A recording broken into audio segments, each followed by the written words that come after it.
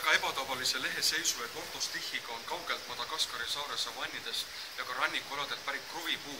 See nimetus kruvipuu ei ole mitte ainult eesti keeles nii, vaid kruvipuuks kutsutakse teda ka vene, soome ja inglise keeles. Ja nagu vaatajale võiks arusaadav olla, kruvipuu nimetus tulenebki sellest, et lehed kinnituvad tüve või varre külge nagu kruvikeerud.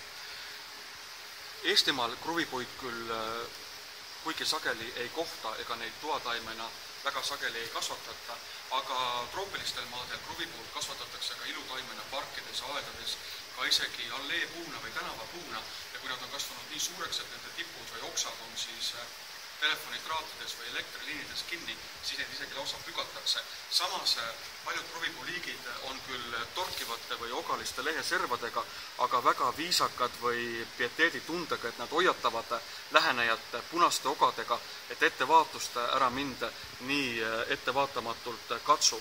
Samas huvitav on ka see, et kuigi noored kruvipuud just ei õitse ega ei vilju, aga paljude kruvipuuliikide viljad on söödavad inimeste jaoks, aga eriti armastavad nendega maiustada troopilised linnud, papagoid, aga isegi sisalikud.